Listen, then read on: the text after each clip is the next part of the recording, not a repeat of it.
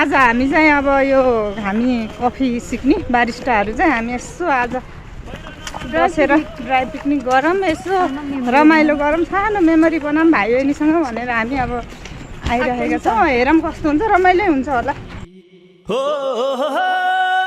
झ्याउरे भाका मादलु ताल तालमा ताल मिलाएर नाचिदिउँ न आज आँगनीमा छम्मा छम्मा नाचे छम छम तीत साली फनफनी घुमेर नाचे छम छम तीत साली फनफनी घुमेर नाचे छम छम तीत साली फनफनी घुमेर नाचे छम छम तीत साली फनफनी घुमेर नाचे साली फनफनी घुमेर।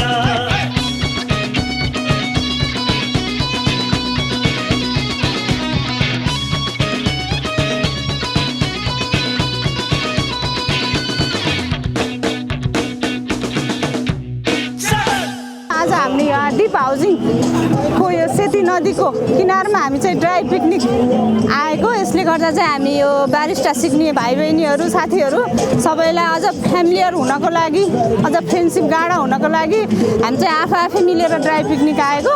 चाहिँ रमाइलो हुँदैछ, रमाइलो छ। यहाँको वरिपरिको वातावरण पनि एकदम रमाइलो शान्त, पर्फेक्ट पिकनिकको लागि चाहिँ एकदम पर्फेक्ट रमाइलो ठाउँ लाग्यो अनि रमाइलो हुँदैछ। पानीको तिर्खा झै भात खस्यो फिर्का झै त माया पानीको तिर्खा झै।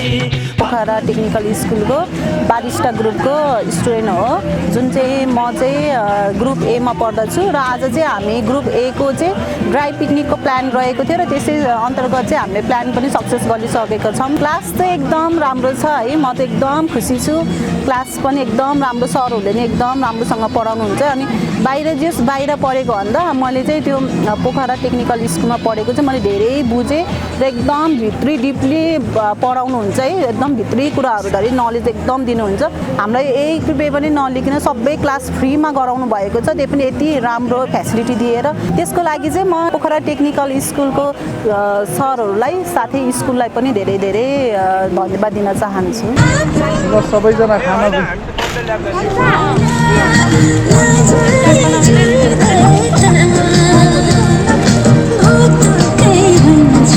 यहाँ सब भयो तर एउटा मात्रै अपुग भयो, एक्सप्रेसो मेसिनको कमी भयो सर। यहाँ सबै ठिक छ है, एउटा मेसिन यहाँ चाहिँ चाहियो।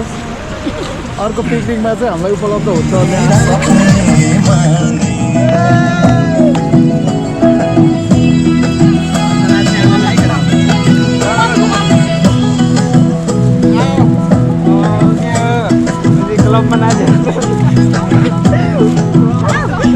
कमरेमा पटुकी कसेर मुसु मुसु हाँसेकी बसेर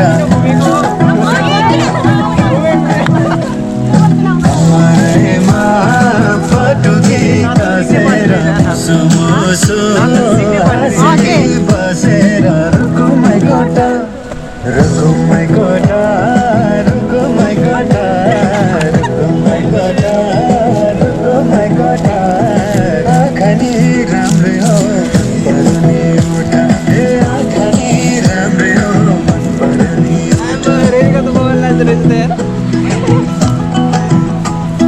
तिम्रो पानीका छडा सुताउँछ मान्छेका आँखा हेर्दैछ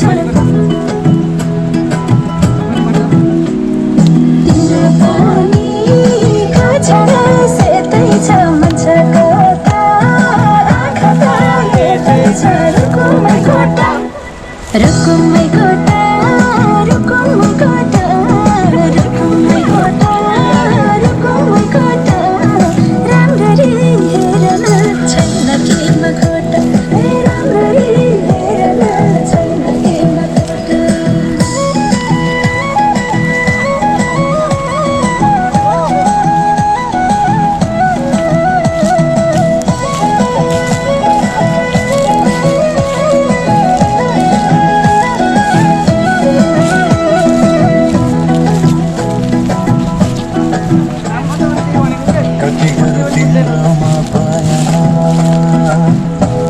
अब बेलैमा कल्याण कति गर्छौ बयान मुखले आँट गरेर राख्नलाई सुखले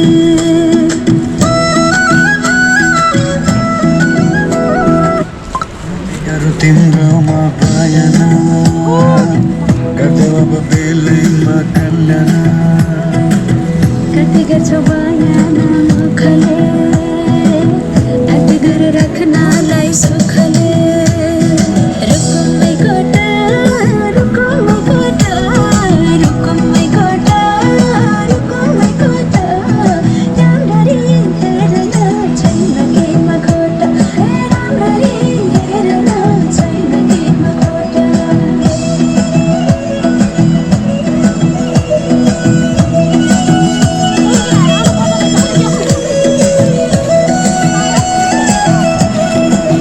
मनको कुरा अझै नै खोलिदेऊ लाज लागे आँखैले बोलिदेऊ मनको कुरा पढ्न आँखामा पोखे मैले गिटारको भागमा